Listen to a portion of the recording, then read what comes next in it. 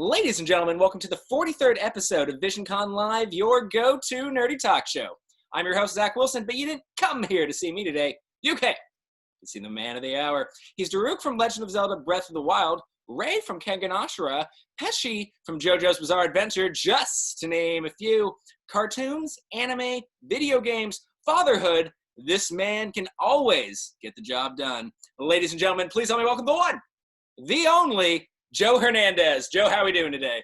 Doing good. Whoa, a little sleep deprived right now, but we're powering through. I can imagine. I mean, congratulations at being a father. I know that it's not always as glamorous as it comes out to be, but I did want to congratulate you all the same. Thank you.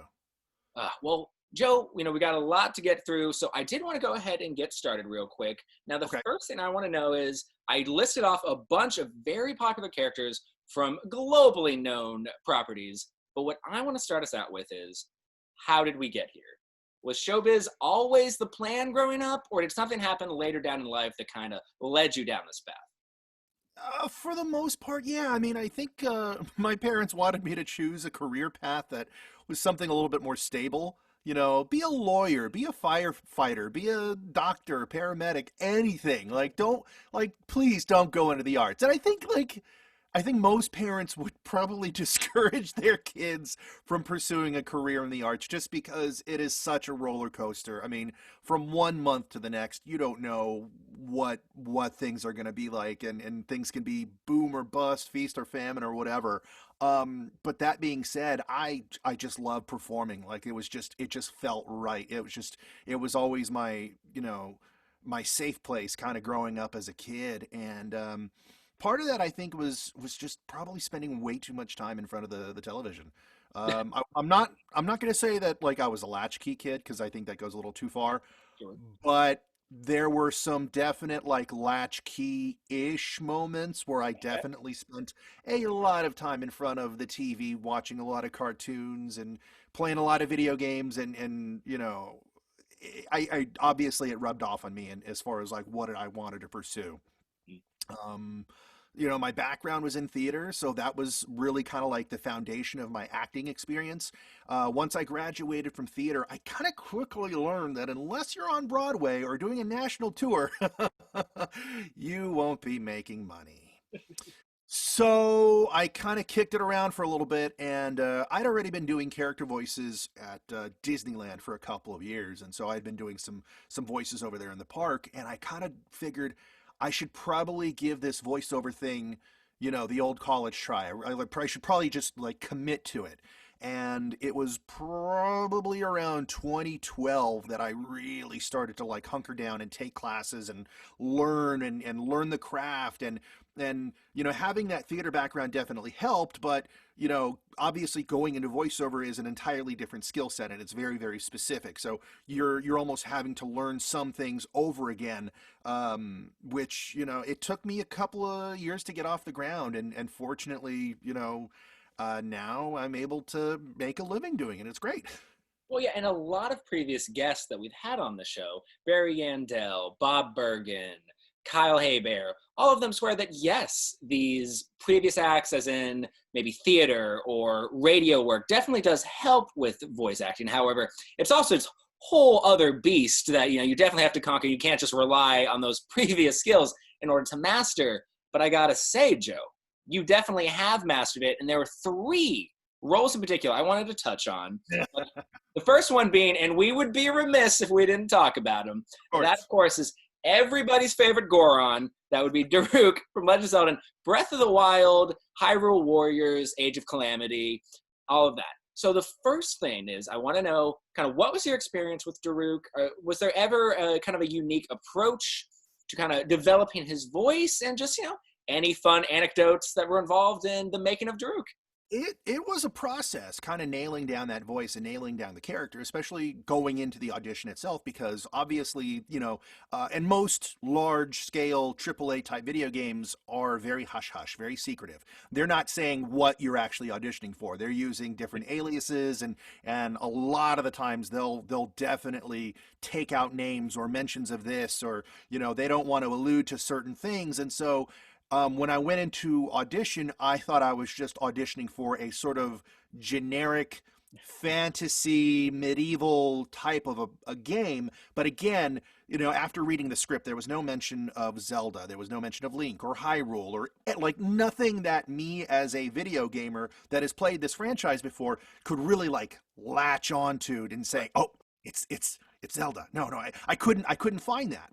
And again, credit to the director and everybody at Nintendo, because they purposely wanted to keep things a secret. And I get it. You don't want things to get out. You don't want things to get spoiled. So, that's part of their process as well.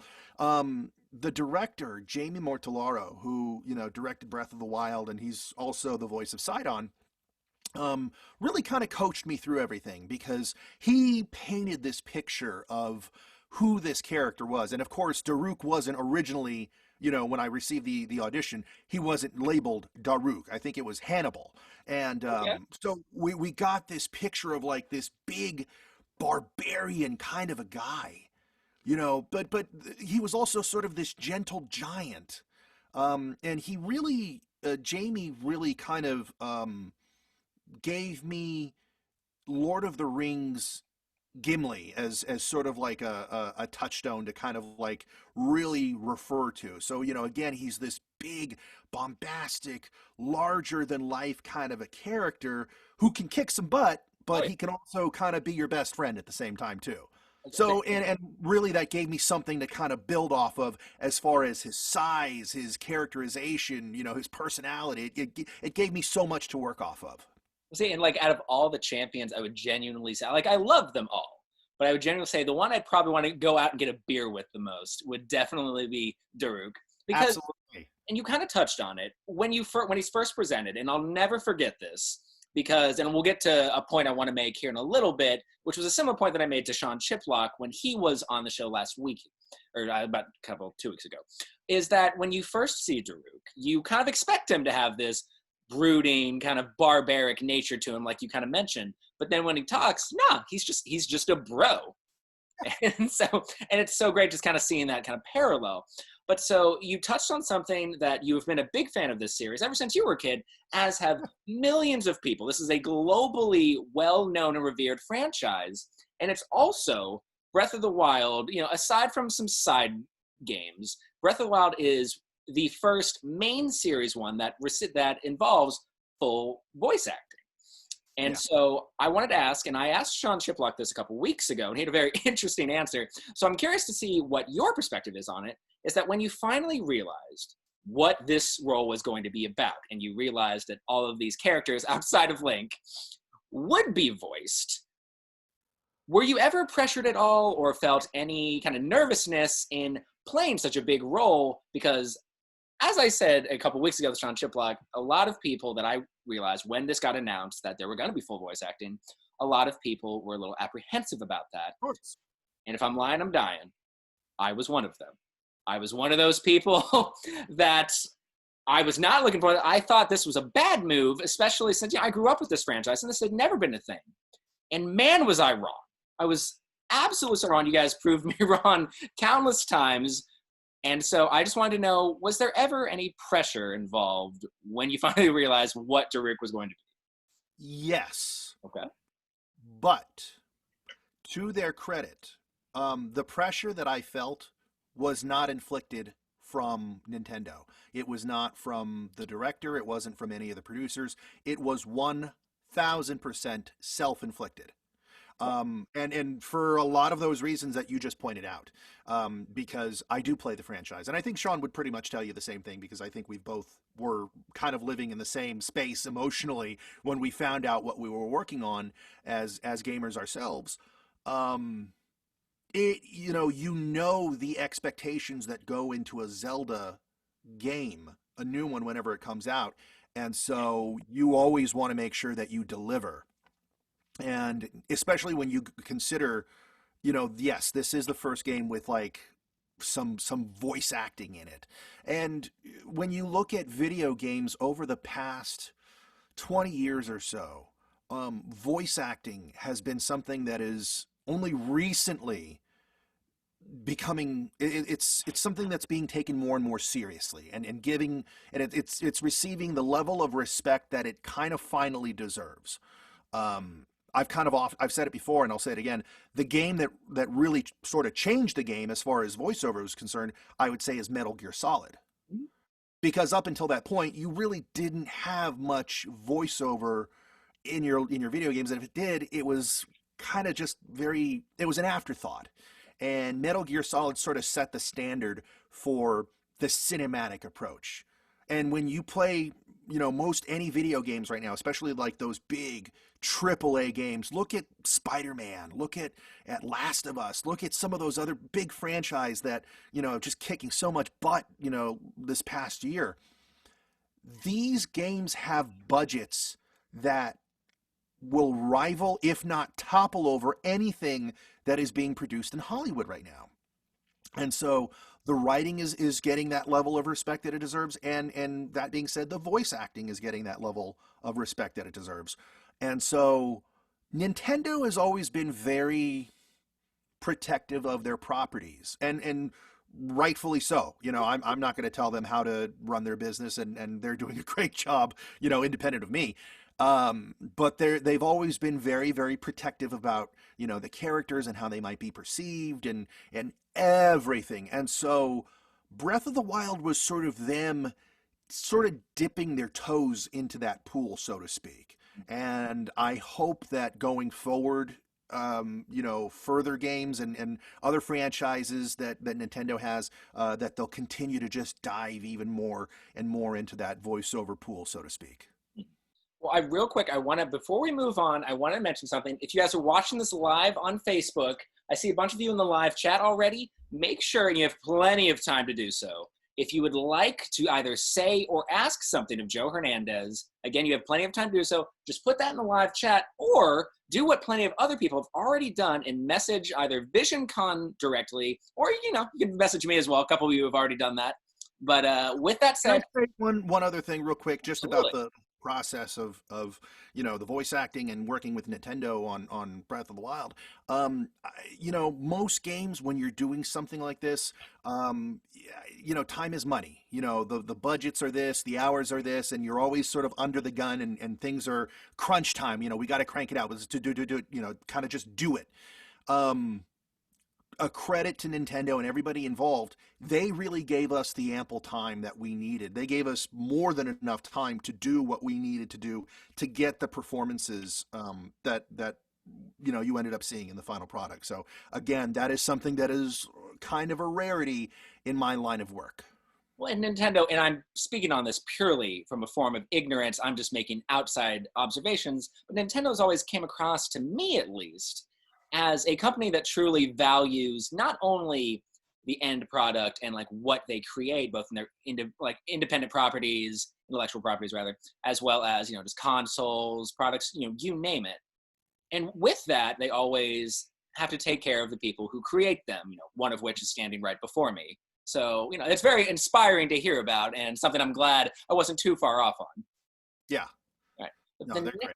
The next thing I want to talk about, and guys, let's be honest, looking at me, I'm not very brooding looking. I look like I weigh 80 pounds soaking wet. But a lot of people don't know this. I'm a huge fan of fighting animes. And there is one that has been made recently came out that I have absolutely fallen in love with. That, of course, is Kengen Ashura. If you guys have Netflix, I pray for you guys to check it out. Because today we are joined by one of the central characters, that being Ray. Now, before we get too much into it, and I ask some more specific questions about Ray, I just want to know kind of your general experience with Ray and kind of Kengen Ashura, any funny anecdotes, anything at all. This was the first kind of anime that I did that there was like anything intense level fighting. I mean, we're talking like just balls to the wall, going all out fighting. And I didn't really know what I was getting myself into when I started working on it. Unfortunately, I never read the manga or anything like that, so I didn't really know. And again, sometimes on these projects, they're very kind of fast and loose as far as like, here's the details, here's what's going on, and so on and so forth. And so credit to my directors and everybody at the studio that tried to sort of establish this just insane world of these different characters and these different circumstances and all the fighting and there'd be times where we'd be recording and I just kind of have to stop and just marvel at the fight scenes and look at it and just so you're not only are you working on it at the same time, but you're also kind of geeking out as Yeah. well, which is kind of always fun to be able to do. um it's so weird, playing a character that gets a chance to kick as much ass as Ray does. Usually in my experience, I'm usually the one getting my ass kicked. So there's that. But yeah, I had a blast working on it, man. It was great. And then you kind of brought up a good point that obviously it's a fighting anime, so obviously there's going to be some intense fight scenes. Though I will say, Kengen Ashura definitely sets itself apart from some of its other contemporaries as far as fighting animes go, because they are brutal. These fighting scenes. So I did want to ask, and maybe not just for Kengen Ashura, though definitely I'm sure a lot of these techniques you implemented while doing so, is when you go into these very strenuous, throat dexterity inducing sessions, is there anything that you specifically do to kind of prepare for it during the session? And then maybe what do you do afterwards to recover your voice? So, as a voice actor, there's a lot of like breathing exercises that you can do. When I was in college, we would take like voice and movement lessons. Specifically, it's like Fitzmaurice work. I believe that's the name of the person that pioneered it. But a lot of like breathing exercises to help with your resonance and projection and basically making sure that the strain that you're putting isn't here in your voice but actually down in your lower diaphragm, so that you could better again just support and have that sort of vocal stamina to endure something crazy like Kengen or Berserk or anything like that that's just out, just crazy, for a 2 hour session, a 4 hour session, you know, who knows? And so you need to build up that stamina. That being said, T will be your best friend as a voice actor. Like, you need to love T. T will be like always at your side at any point or another. And so, one of the things that I really appreciate is some of the studios nowadays have kind of had this little disclaimer, and they'll tell you beforehand, like, hey, this one's going to kick your butt.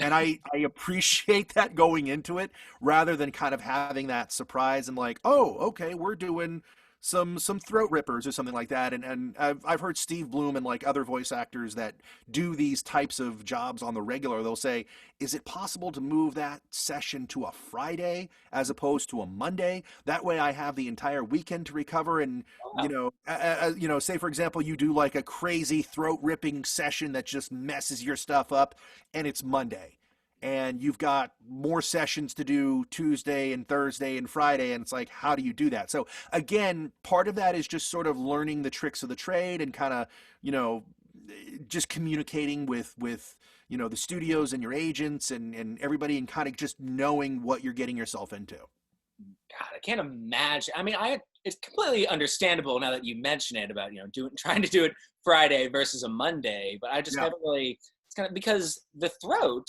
your vocal cords, everything. That is your main. I want to say asset when you're such a popular voice actor. Is that, I mean, if you mess that up, I mean, that's it. Yeah.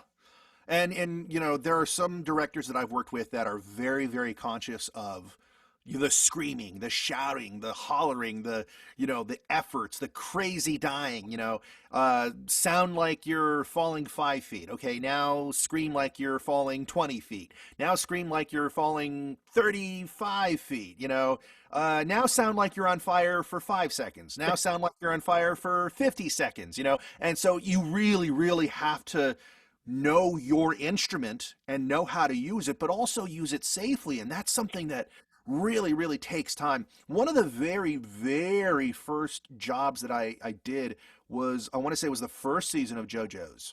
Mm. And I did some background walla on it, man. And fortunately enough, it was a Friday. And I think we were playing like these zombie, werewolf, vampire guys and stuff like that. And I mean, it was just, creature voices aside, like that, there was that. And then there was all, we were all sorts of fighting and dying and mutilating and all of that stuff. And God, it just shreds your vocal cords. And again, me being so brand new, I went to the nth degree. But the problem is, you kind of have to save something in case you need to do a second or a third or a fourth take. Or, mind you, some of these sessions can last 2 hours, 3 hours, 4 hours. So you need to know how to pace yourself and how to conserve this, because let me tell you, after that session that I did, my weekend was just I can imagine. So is there ever like any trial and error to find that right voice? Like, especially when you're just pretending to die essentially over and over again? Or is there, you kind of just have to nail it right on there? um as you spend more time in the voiceover community, you take classes, you learn techniques, you talk to other actors, you talk to other directors, and you kind of just pick up little things here and there. How can I do this? How can I do this more effectively? How can I do this more efficiently? And so it's just kind of getting a sense of how to be able to deliver the goods, and deliver the goods, in a quality manner, but also keep yourself safe, and know your limits. People are going to ask you, hey, can you do this? Can you give me another this? Are you up for, another 30 minutes of this? And when they ask, don't BS them. Give them an honest assessment. And sometimes you have to, be able to take that moment. And there was a game that I was working on late last year, Gears Tactics, which it just came out on Xbox, so check it out. But I was doing some battle efforts on that, and my director, she said, hey, I'm hearing something in your voice. And so, you know what, we stopped, got some tea, took 15 minutes. Had she had not told me that, I would have continued going on and just continued doing what I was doing. But you kind of have to put the trust in, the person on the other end of that microphone, and that knows what they're listening for as well. And you kind of have to give it up to them, and hey, they know what they're doing, and they might hear something that you don't. So again, you kind of have to allow yourself to be vulnerable, and throw your ego out the window, and just have trust in everyone, whether it be your director, the writers, the producers, the engineers, that everybody wants you to succeed, and everybody wants to make the best product possible. You guys are all in this together, so obviously they'd Absolutely. look after you. Yeah. Well, knowing your limits and acknowledging them, that's great advice. But next, I want to talk about a show that definitely has no limits. That, of course, that's definitely JoJo's Bizarre Adventure, where you play Pesci. Now, a lot of people know I'm very new to the JoJo scene, fashionably late as always, but man, am I loving it.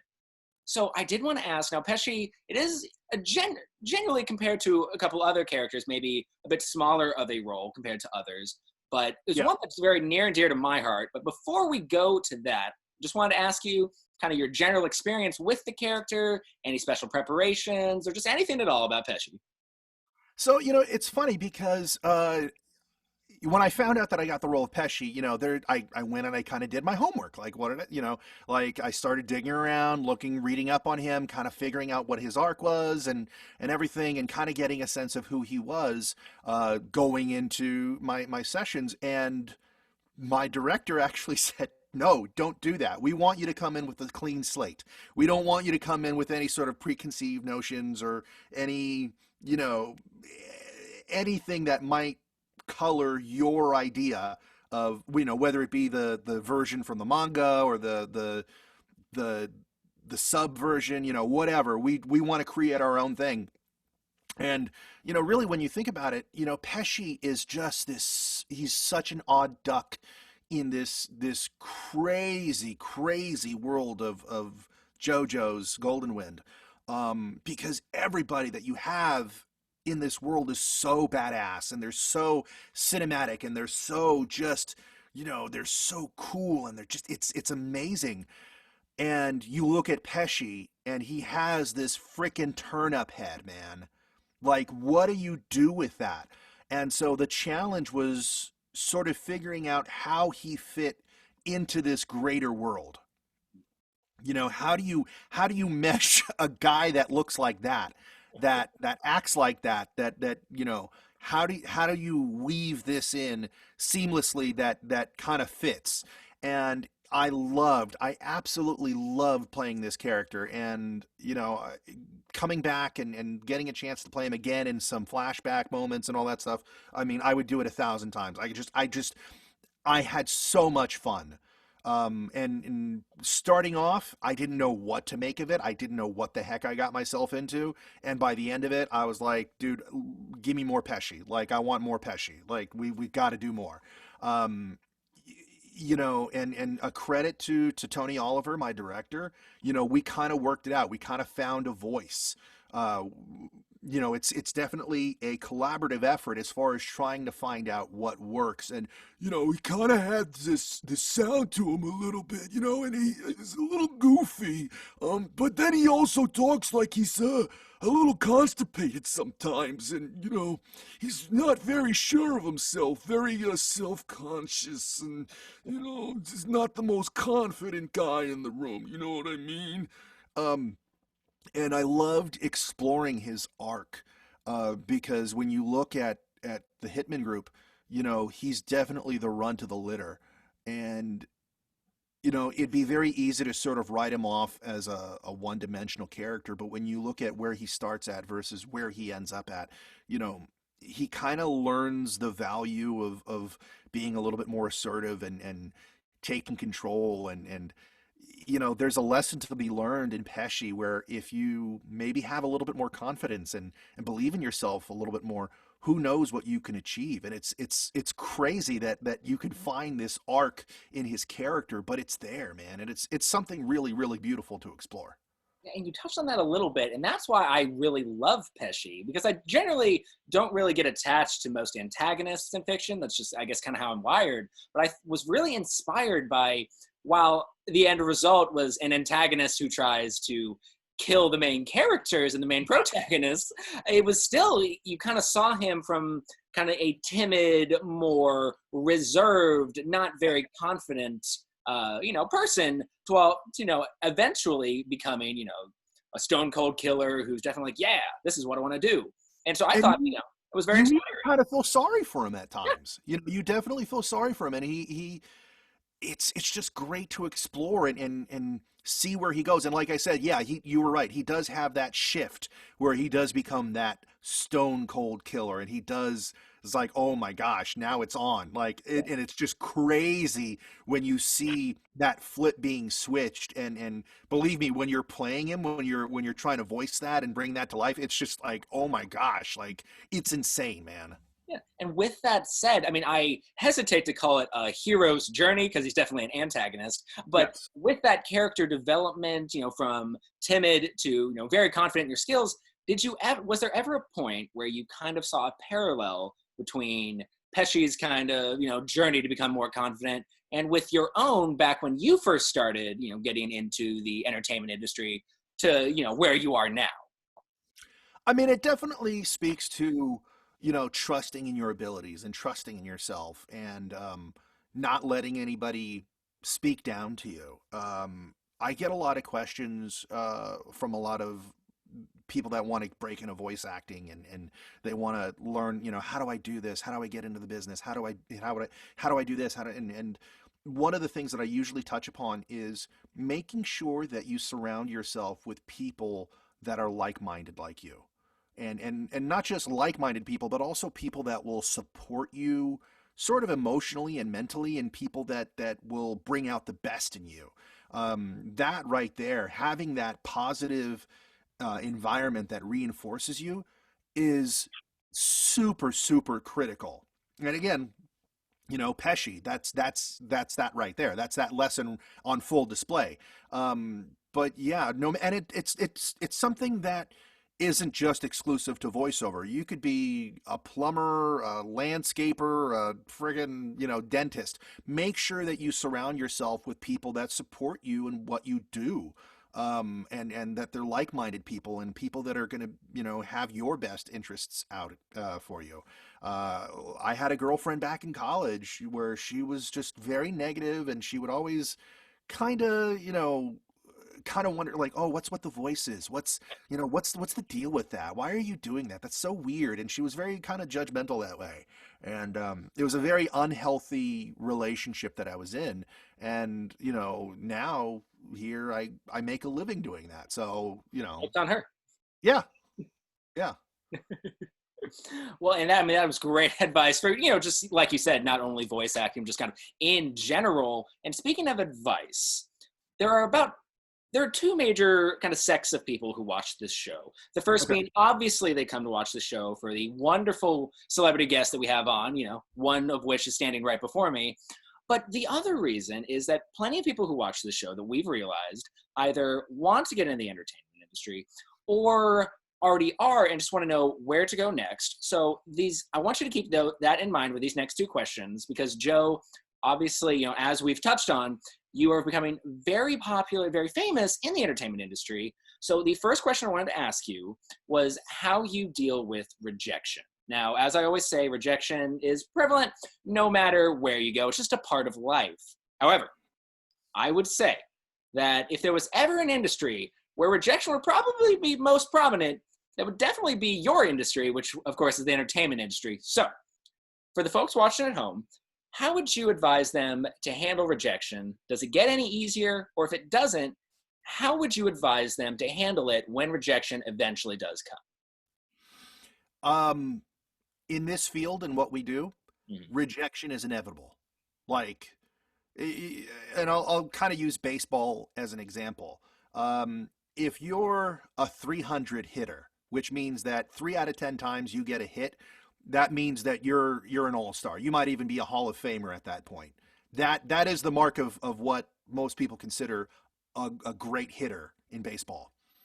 In voiceover, if you book 1, 2, 3% of the time, that you're doing good. That's you're sitting pretty. I mean, the amount of rejection that we face on a daily basis, and it's weird. Because you almost have to be okay with it. And it almost at times feels as if your job is to do the audition as opposed to doing the session. And there are times where it's like you get into the session and that's the easy part. The hard part is doing the audition itself. And sometimes, they'll give you no specifics. Sometimes they'll give you, a laundry list of a character's backstory, and you need to flesh it out and you need to bring it to life.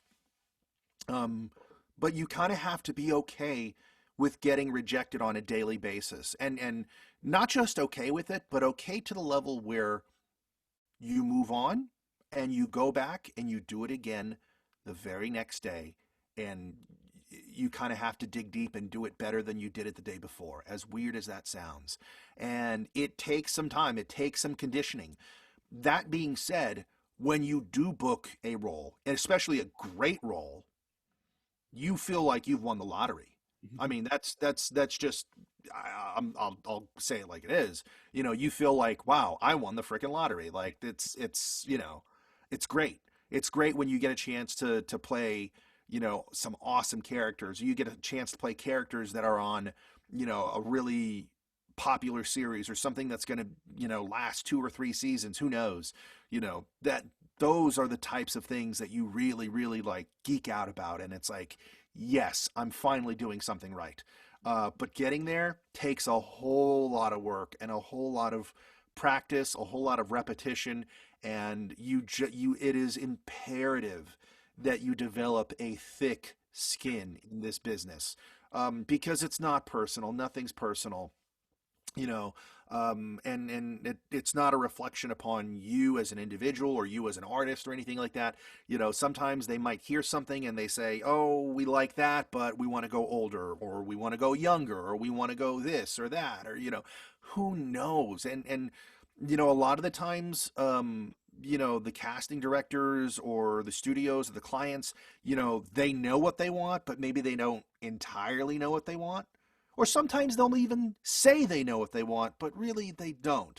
And that's okay. That's just part of what we do. And so your job is to just sort of present one option and give them a good, clear, definitive option that they can work with. And hopefully that choice that you give them is something that they like, that will resonate with them.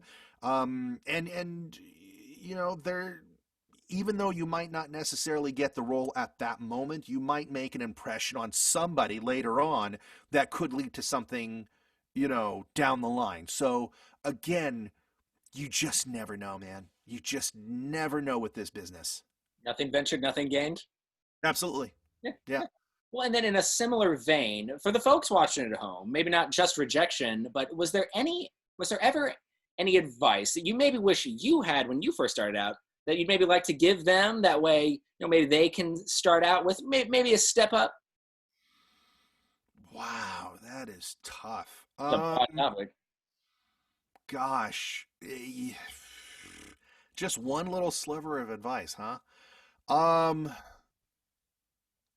Everyone wants you to succeed. Mhm. Everybody.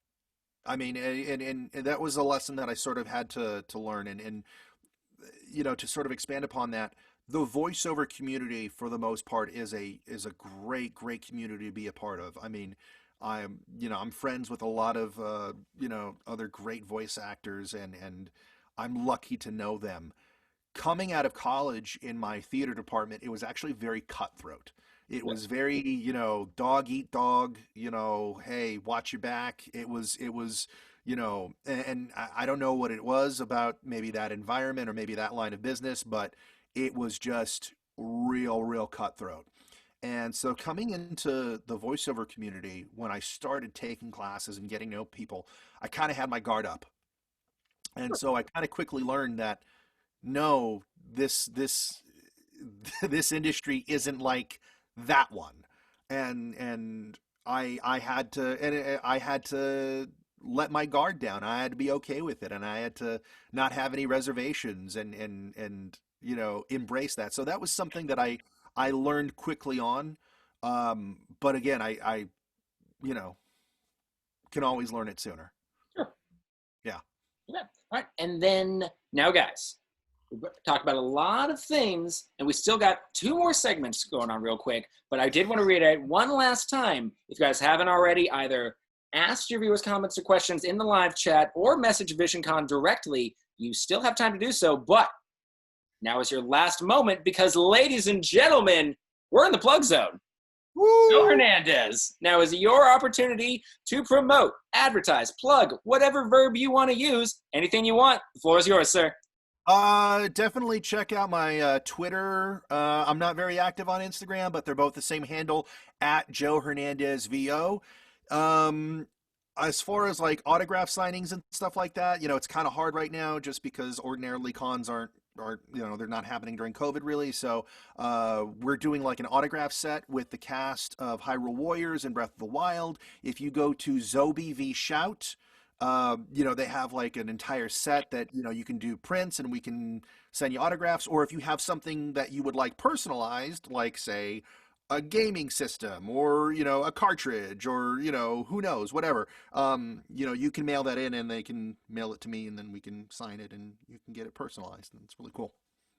All right. And that and far more links I've also got in the live chat if you're watching this live on Facebook, of course, or if you're watching this later on YouTube. All those links and more can be down in the description box below. And with that, we're out of the plug zone and going right into our final segment, viewers' comments and questions. So real quick, let me pull up the messenger real quick. Woo All woo. right. All right. So for the remaining time, guys, we're just going to kind of go 50-50, some in the messenger, some in the live chat. So first and foremost, okay, so Amber tuned in and wanted to know, she says, "Hey, Joe, I loved you in Hyrule Warriors Age of Calamity, playing it as we speak. I wanted to know, are you still in touch and are friends with the other cast members?" Yes, it's great. When you're in a game like Zelda, I mean that's something that you don't take very lightly, and you just you get to know these people, and working with them and knowing their work and seeing them, and you really enjoy you enjoy them for who they are, and we've been able to go and do conventions, and so you really get a chance to spend a lot of close time with them, and I love Elizabeth, I love Jamie, I love Elizabeth, I love Patricia, I love Bill. Bill and I were actually really close friends before working on Zelda. A little quick sidebar about all that. I've known Bill for 6 7 years, ever since before he moved to LA, and we were both working on Zelda, and we didn't know each other was on Zelda. We both really held tight to that NDA. And again, we didn't say a word, no mention of it, no allusion, nothing like that. And so 3 days before the game comes out, there's like this little email blurb. Hey guys, just want to let you know this is coming out. Get ready. Hey, we're all excited. And I happen to see Bill's name and email on the thread. And I was like, "You're in this? Like what?" And so it was just this great moment amongst friends where you can kind of share something. It was incredible. So again, like I said, I've got nothing but love for everybody on the cast, and we text. And it's unfortunate because I think Patricia's out in like Michigan, or she might even be living in Canada right now. I'm not sure. Elizabeth's out in Texas, so we're all a little scattered right now, especially during COVID. But I can't wait to get together with them again, and just nothing but love, nothing but love. Well, Paul tuned in and wanted to know, hey, Joe, do you have any fond memories of Forest at the Piano? Forrest the Piano was a wow. That's a nice. I wasn't expecting a question about Look at Forrest. you, Paul. Yeah, way to go, Paul. Way to pay attention. You are on it, man. It was just this beautiful, just sort of serene, kind of a title to work on, and just really beautiful. Um, I can't really say anything other than yeah, it was just a beautiful time working on it. Okay, so Christopher tuned in and wanted to know, are there any characters you've done that you wish get more recognition? Wow, that's a really good question. Oh, gosh, I really don't even know. Um, wow. Yeah, that's really tough to say. Man, I worked on Gears Tactics, and that one I wish that had gotten a little bit more recognition. Uh, World War Z, I thought I did a really good job on that. If you guys ever played that game, really proud of the work that I did. Unfortunately, it's not really big over here in America. I hear World War Z is really popular in Europe, so Really? maybe in Europe I'm popular and getting all the credit it deserves, but over here in America, not so much. But whatever. You take it, you Fair. live with it. All right, so Connor tuned in and wanted to know, what are some ways that you think people could get better at voice acting? Okay, so we kind of touched on that a little bit in the last segment, but here, Connor, I'll alter your question, Connor. Are there any early mistakes that I guess you would advise people to avoid, maybe, that are trying Well, to what get it into voice is, acting? I think a lot of people see it as just making voices, and can I do the craziest voice or the most off the wall voice or the most, zany voice or whatever, and that's so not how it works. Um, you really need to make sure that you know how to act. You got to make sure that you can take direction, that you can, you know, handle yourself and conduct business in a very professional setting where changes are being made on the fly. So make sure that you have, like we said, sort of either a theater background or a stand up background, improv, if not all of the above. I mean, you need to be able to sort of roll with the punches, and every project is different to the next. Every director is different from the next. And so you need to be able to adapt and work, and working on an anime is very different than working on a video game versus doing a commercial or doing a cartoon. So um you need to make sure that you're well versed in the styles that are being produced today.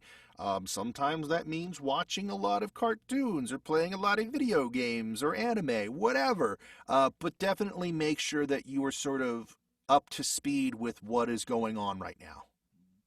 Okay, well, we got time for about three more guys. All So, right. real quick, so Charlie tuned in and wanted to know, is he ready? Oh, wait.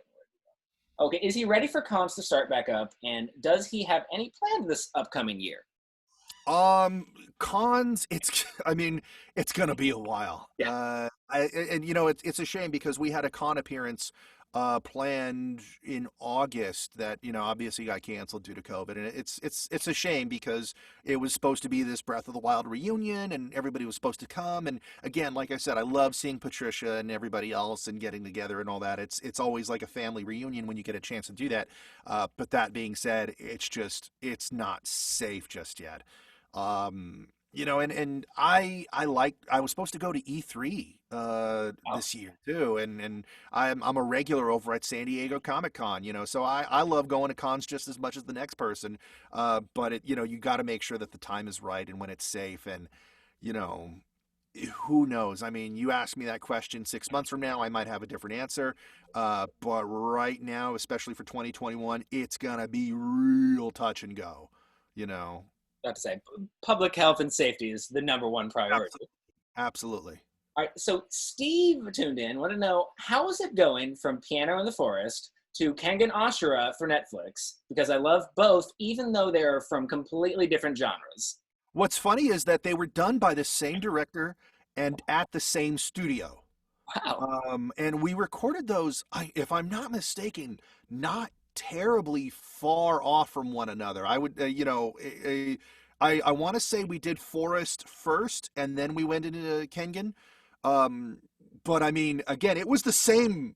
It was the same group. It was the same production, staff and everybody, the same everybody. So again, you just kind of have to go with the style and what is being presented in the world in which these characters live in, and try and just do it, whether it's Forest of Piano or Kengen. And you just kind of have to roll with the punches, no pun intended. Oh, that's fucking wild, though.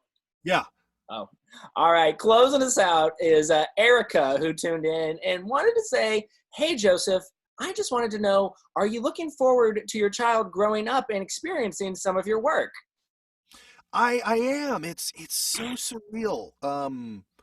It really is. Like my daughter, we watch a lot of Disney Junior right now. I mean, she's all about, Bluey, PJ Masks, Vampirina. I mean, anything that is on Disney Junior. And it's so unreal whenever I get a chance to read an audition for some of these things, because it's like, it just gives you that little bit of extra motivation that you would want to book this job. I mean, you already want to book the job, you already want to do the work as it is, but doing something that your kid can see and doing something that your kid would love, it just gives you that extra oomph of motivation. I've done a lot of e-learning, for kids that do like English as a second language, a lot of books on tape, a lot of stuff like that. So again, I feel like I'm getting closer. I'm getting there. We're not at the point where I've done anything that she's seen or is able to see just yet. But yeah, that would be definitely a really cool moment to have. I mean, it'll be a hot minute until she's probably ready to watch Kengen, but Yeah, we're not there yet. We're not there yet. It's gonna take a couple of years. guys, ladies and gentlemen, this has been episode 43 of Visioncon Live. And before we wrap things up, Joe, any final thoughts, any words of wisdom to leave us on before we head out? Um, hey, it's the holiday season. Spread joy, spread love, not COVID. So be safe, wear a mask. It stinks not having the ability to go anywhere or do anything, but know that it is for a good reason and the greater good. So please, please, please, be safe out there, wear a mask, and take as many precautions as you can. We're all in this together, guys. Yeah. Well, ladies and gentlemen, this has been episode 43 of VisionCon Live. Thank you guys so much for watching. I, as always, am your host, Zach Wilson, but much more importantly, this has been my very special guest, Joe Hernandez. Make sure to check out all the links down in the description box below. And until next time, guys, always remember that life's better when you have friends to share it with.